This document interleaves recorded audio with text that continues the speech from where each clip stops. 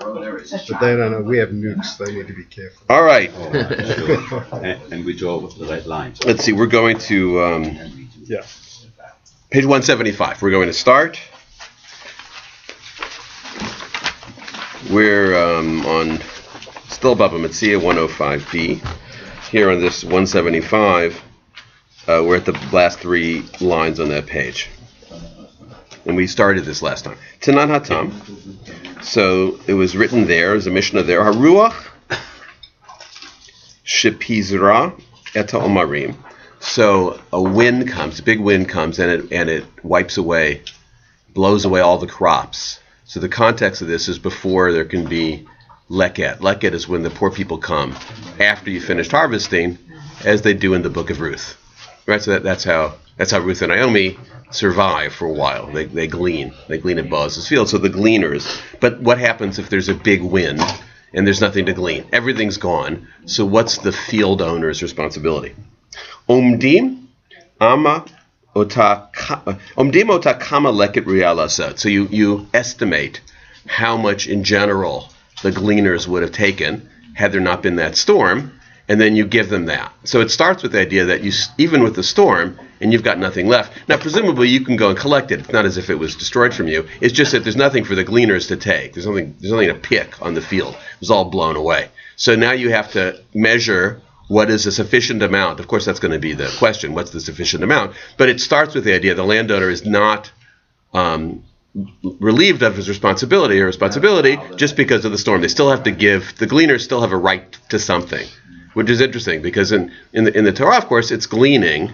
It never says anywhere that there's a minimum amount that you have to leave for the gleaners. So this is telling us that, in fact, there is a minimum amount for the gleaners, and we're going to argue now about what that might be. But there is a minimum amount, yeah. So I guess the implication is that the harvest has occurred. Yeah. There's material in the field, and before the gleaners get there, a storm comes in. Exactly right, yes. Lifts it up. Right. What happens if the storm occurs before the harvest? That's what I was thinking. So now the landowner doesn't get anything. Is out his usual income. So I believe that what we're going to study now will cover that also. Okay. Because what we're going to end up with is a formula for how much the landowner needs to give the poor for gleanings. Now, it's important to understand, although it doesn't say that here, but we know that the landowner has all sorts of other responsibilities that aren't even listed here. For instance, tithing. Tithing is a tenth. So a tenth is a lot. It's 10%. There's also everything that he drops, and there's a few other obligations. The corners of the field, very important too. I mean, the corners of the field could be as much as a quarter or a third of the crop. So this is just in addition to the tithing, and in addition to the corners of the field, there's still the obligation for the gleaning. And if you just read the Torah before, you wouldn't assume that there's any minimum that you have to leave for the gleaning. And the gleaning is just stuff that your workers didn't get to, and that you didn't think was worth it to pick. So the Mishnah is actually changing that impression and kind of advancing the idea that there actually is a minimum that you have to leave. Okay? V'noten la'aniyim, so you have to give to the poor. 176. Rabbi Shimon ben Gamliel Omer, noten la'aniyim k'dei nefilah. So now, first of all, we see why this is in our section here, because we had that phrase before. So what you give to the poor is the phrase k'dei nefilah, an odd phrase. We've come up with it before, but basically it means you give them the amount in crops that you used for seed. Okay, so that's a formula, right? You figure out how much. Well, so first it just says you give them what you planted. So obviously, what the seed is going to weigh a lot less than the crops. So whatever, if it was, I'm just picking a number out of thin air. If it was 10 pounds of seed, and from 10 pounds of seeds you got 500 pounds of crops, you give them 10 pounds of crops. So that's what you have to give them, and then you leave it out, and they come to take it. Okay. Now we talked about this before. Of course, the amount of seed that your average landowner is going to plant is going to vary, depending on how good a farmer the person is, how good the soil is, what type of year that is. So it's not a very exact number, and the Talmud is trying to get towards an exact number. So they understand in general, yes, it's the amount of seed, but it also just that's just, can you give me just a percentage? What we really would want then is a percentage of the yield. If we can get a hard number, the percentage of the yield, because the seed stuff could change from year to year too. Okay. They need to invent statistics. They're inventing statistics. They're on their way to inventing statistics. Yeah, you can see that. So it asks us, "Kama kadei nefilah." How much? I need an exact number, an exact proportion would constitute kadei nefilah, which is the amount of seeds. Now, so kiata Ravdimi. So when Ravdimi came from the land of Israel to Babylonia, so this is a time when Jews were leaving the land of Israel, going to Babylonia. This is Amar Rabbi Elazar. He said that Rabbi Elazar said, Ve'itema Rabbi Yochanan, and some say Rabbi Yochanan. These are Palestinian rabbis from the land of Israel, and this rabbi is bringing their word to Babylonia. Arba'a kabim lakor, 4 kavs for every core, so 4 kavs of seed for every core of produce. Okay, and I'll just go over this with you again. 6 kavs equals 1 seah. 30 seahs equals 1 core. So they're saying, no, I am going to do the math for you. So don't worry your heads about that. And also Steinsaltz did it. So so it's not actually me doing the math. But I will say that I checked it. In my head I checked it. So 4 kavs for a core is 1 to 45. So if you've got 45 pounds of wheat, you have to give 1 to the poor. Okay, so that and he's saying in general that would be the ratio of seed.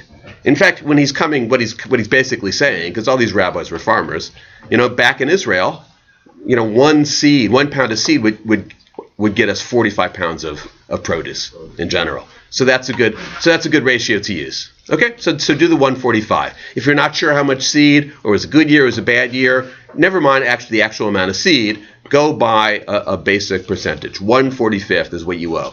Okay? That seems to be the end, but it's not. Because actually all he said is Arba'a kabim lakor. 4 kavs to a core. Now Rabbi Yirmiyah, later Rabbi says, by Rabbi Yirmiyah, lakor zera o lakor tfuah. So now he changes. He says, well, wait, is it 1/45 of the seed that you planted? Okay? I mean, again, so let's say you planted 45 pounds of seed, okay? Then that means you only owe them 1 pound of produce. So that would be much less. Oh, l'chor tfuah.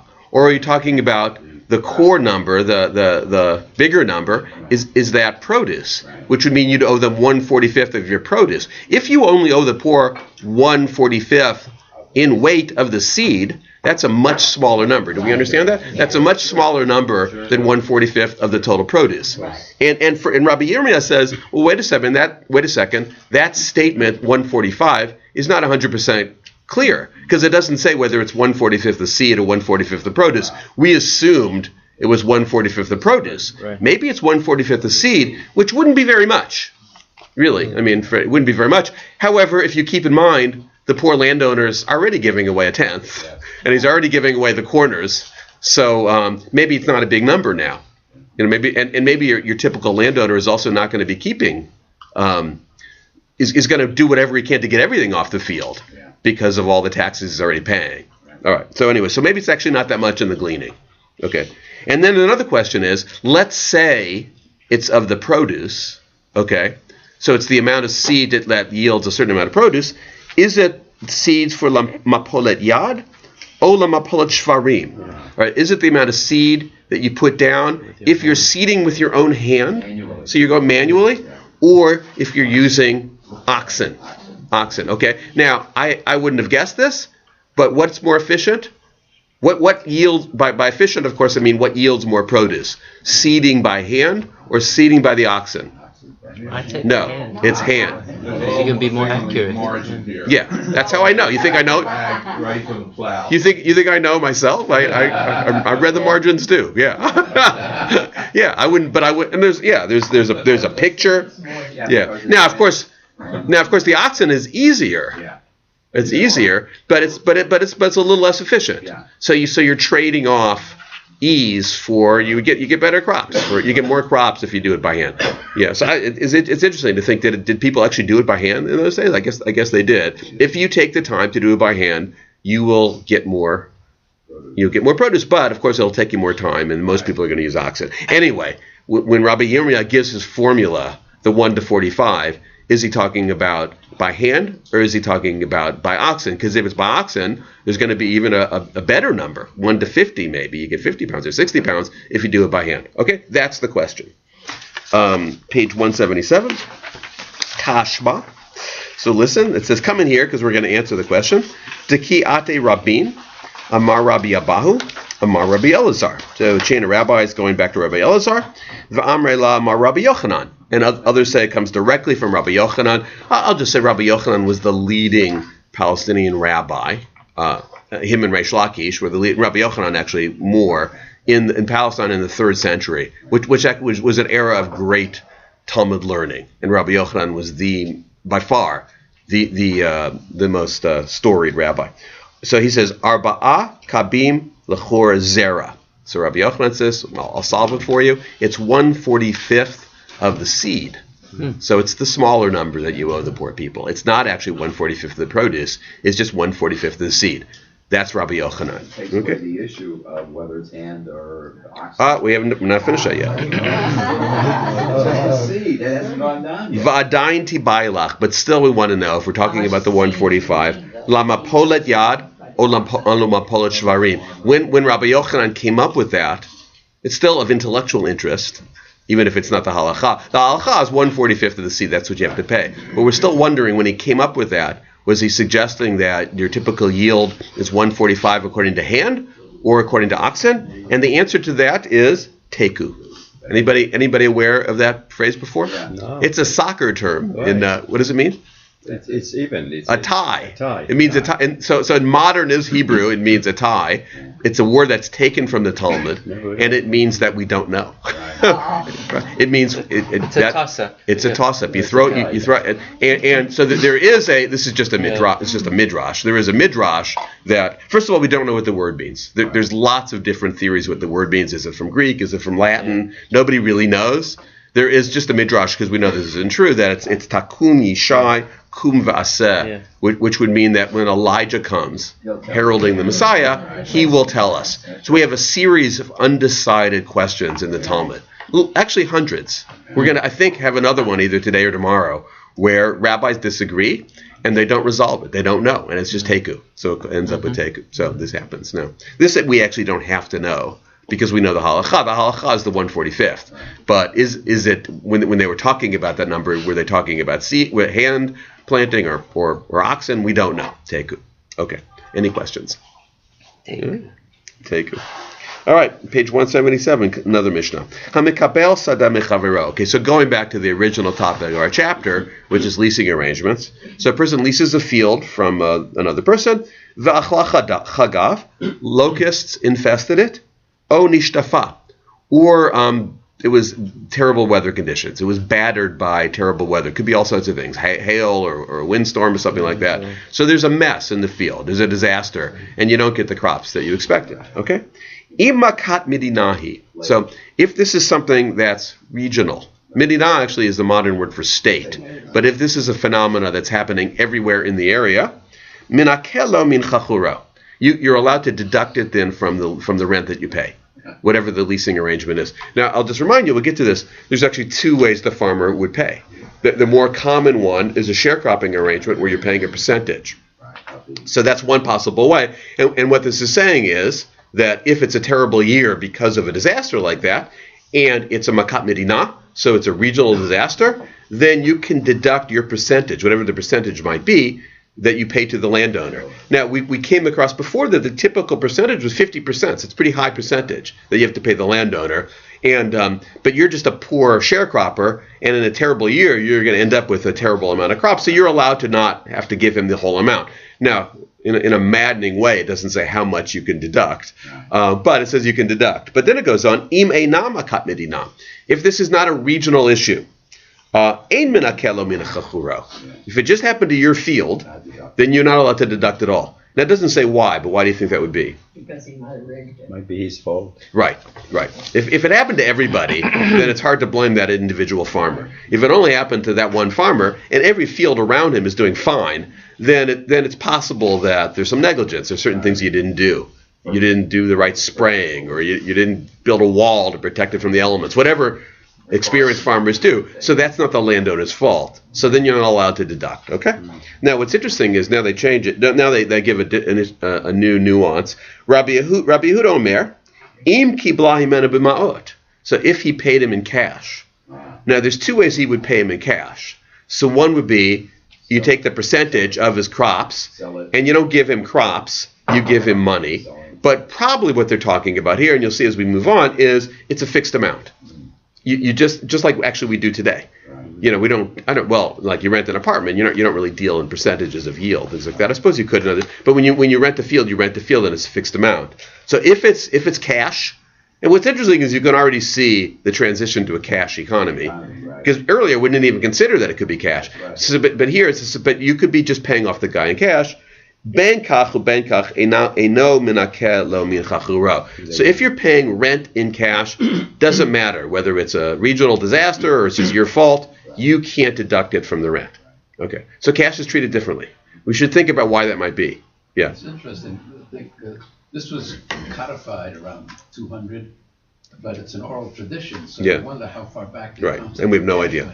We wouldn't have any idea. Well, we can guess, but the written documents we have only go back to about the 2nd century, maybe a little bit earlier.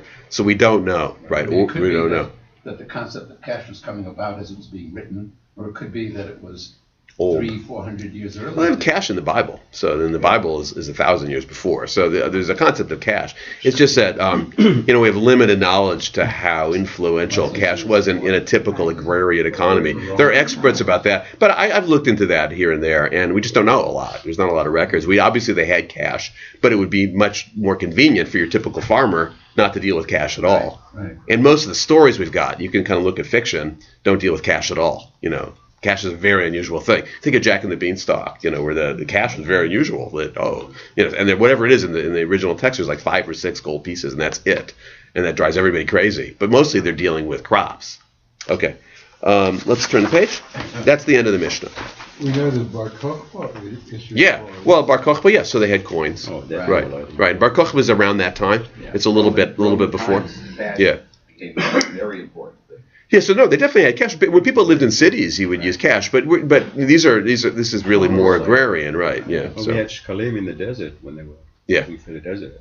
They were talking about shkalim. Silver pieces, yeah, with Egyptian. I think in general, urban places are different than rural places. Yeah. So Egypt, is a big urban area, so that there's going to be more cash. Oh, exactly.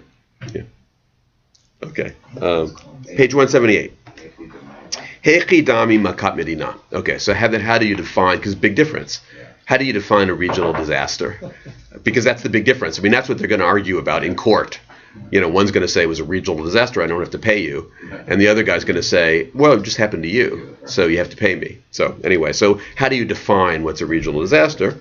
Amar Rav Yehuda. Rav Yehuda said, Kigon, the Ishaduf Ruba Devaga. So Rabbi Yehuda just says the majority of the valley that you're planting in. So, you just a raw majority. 51% of the farms in that area experience something bad, then that's it, a majority. 49% is not a majority. 51% is a majority. So, okay. Ula Amar. So Ula has a different way of looking at it. Amar, Kigon, Shenishtatfu Arba Sadot Merba Ruchotea. So Ula says, if the 4 fields on every side, so you imagine this guy in the center, and there are 4 fields on each side. There's one to the east, west, north, and south. If each of the fields to those directions, everyone adjacent to him, in other words, everyone adjacent has a similar disaster, then that's a makat medina, and he can deduct it from his rent. Yeah, was there a question? Okay, my imagination. Amar Ula. So Ula says, now Ula has a bunch of questions, okay? Even though Ula is the one that actually brought up the answer. But so Ula basically is asking himself these questions too, which is a very rabbinic thing. Amar Ula. Baum b'Ma'arava. So Ula says, they asked me in the Ma'arav meaning the land of Israel, because he's in Babylonia, and he says, I got this question from the rabbis of the land of Israel. Here's a bunch of the questions. Nishtaf Telem echad al pnei kula mai. Okay, so he gives his ruling. Every field adjacent. He says, well, what if the fields adjacent just had 1 row? Each of them had 1 row of a disaster, but the rest of their fields were fine. So in other words, so you're saying every field adjacent, but are we talking about the whole field adjacent? What if his whole field was attacked, but around him is just one furrow. Okay, that's one question. We don't have the answer yet. Okay, the other question is Nishtayer tel mechad al pnei kula mahu. Okay, and what if it kind of goes in the other direction? There's a furrow that's fine. What if most of the other fields were affected? So our guy, the one we're worried about, his entire field's affected. Right. But what and the ones around him are affected. But what if in between the two, just for the other farmers, there's one clean row, right. and the rest of their field was affected. Right. Do we count that as being their entire field was affected? So then he has to pay. Okay, is that clear? Yeah. Okay, I'm going to keep going. Apseka beira mai. Okay, what if in fact there isn't a field adjacent? There's just a regular field, unworked. Yeah, so just an uncultivated field that nobody owns. That's blocking him and the other fields. And even if those other fields are affected, Ula, you're saying all the adjacent fields, that's how we know. But what if in effect there aren't any adjacent fields? Now other farms are affected, but there aren't any other adjacent fields. Good question. All right. Asafsa mai. Okay. And what if the adjacent fields were growing fodder? Fodder is stuff you feed animals, and they're going to be much less sensitive to these other issues. It doesn't matter what locusts are eating them up. You still get enough to feed your cattle, to feed your horses. So the blight did affect the other fields, but it didn't actually have a cash difference. It didn't make a financial difference to them. So what about that? Good question again. And the last question is, Zera acher mai. Okay, what if it's entirely different crops? So different crops are affected by different things. Sometimes locusts then aren't attracted to other crops. So you're saying it depends on the other crops of the other fields, but what if these other fields grew entirely different crops? Okay, not done yet. Might have been a Monsanto genetically modified. Yeah. There's a chite ligabe silurim kizera acher dami olo. Now, and if you're going to say there's a difference between different crops, so different crops are going to make you rule differently. What about wheat and barley, which are very similar? So are you treating wheat and barley as the same crop, or are they similar? Okay, last question, I think. Kol ha'ulam kulo b'shidafon v'shalo b'yerakon. Okay, all right, so now you're saying if it's a general regional disaster, but what if it's a disaster for everybody, but it's a different disaster for him as for everybody else? For instance, everybody else was stricken by weather, but he was stricken by a mold disease in his crops. So does that mean it's a makat medina? It's a regional disaster? Inami, or reverse it, kol olam kulo b'yerakon, or everybody around him had this mold disease, v'shalo b'shidafon, but he alone was affected by the weather. What? Okay, so we start with just this premise that we call it a regional disaster if all the other fields around him were affected, and then the rabbis in Palestine, in the land of Israel, say, okay, that doesn't make any sense because we've got all sorts of questions for that. There could be different fields. There could be different crops. There could be parts of the field. There could be some fields adjacent that aren't cultivated at all. Right. So what do? What's the answer? Teku. It's the same answer. We don't know. You just imagine Ula raising his hand. I don't know. Yeah, we can't answer any of those questions. And what's interesting about these is these unlike the other Teku that we had, this one actually is these are essential questions because you need to know this in order to rule. So basically you go back to the first rabbi's suggestion, which is if a majority of the fields in the area are afflicted. Yeah, and you don't deal with adjacent, not adjacent. That's it, because we don't know. If it was adjacent, we don't have an answer to all these things. Now it seems to me you could come up with an answer, but I'm not sure why they don't come up with an answer, but they don't come up with the answer. They come up with answers all the time, like this. Yeah. Yeah. Well, not all the time, right? I mean, what we're seeing now is sometimes they don't. So one response to that is that they had their own rules for how to resolve disputes, and the rules for resolving disputes didn't always have to do with logic. Right. Sometimes it had to do with the status of the rabbis arguing. Yeah. It would just said, okay, so yeah, if there wouldn't be a teku, for instance, with Rabbi Akiva or Rabbi Yochanan, he would have enough status to win every argument. So sometimes when there aren't these exegetical rules, or you appeal to the Bible, there happens to be a verse that then and a legitimate way of interpreting the Bible. So the teku could just mean based on our own rules of interpretation, we don't have an answer to this. We don't have a rabbi that's ranked higher than another rabbi. We don't have a verse we can appeal to. Sometimes you can appeal to logic, but not always. So that's kind of what it means. Based on our own rules of interpretation, we can't really answer that question. Luckily, when the Messiah comes the day after tomorrow, he will tell us, and we'll be able to move on. What's surprising here, though, is that on many other issues, and some of them are so far out, there were opinions by Rabbi Abba, Rabbi this, Rabbi that, and on this one, nobody is offering an opinion. It is interesting, and it is unusual. I'll say it's unusual. I think it made a lot of sense to the Have we come up in the 5-6 years we've been studying Talmud with a teku?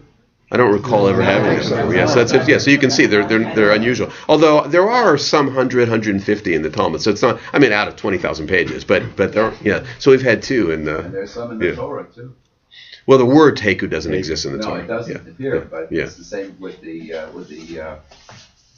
impurity associated with the shore, with the purification process. Oh, so we don't understand it. Yeah. Right. There are also cases in the Torah where Moses doesn't know the answer, where Moses, a question is brought to Moses, and he doesn't know the answer. But what Moses has that we don't have is, so Moses just asked God. Yeah, so Moses, hey, right. So I can't figure this one out. Can you give me a hand here? yeah. And God says, sure. We just can't do that now. So, but the idea is that eventually God is going to tell Elijah, and Elijah will tell us, but it just hasn't happened yet. Just keep waiting, though. Is that the rabbi, the issues associated with agriculture had a greater relevance, it would appear, because of the specificity of the questions being asked. Yeah, leasing fields. This is the reality for sure. As opposed to outside of Israel. Probably you're right. You're probably right. It's probably more likely. That would be interesting to go through and see if there are more opinions from the rabbis from Israel than there are from the rabbis from Babylonia. Because my sense is the rabbis in Babylonia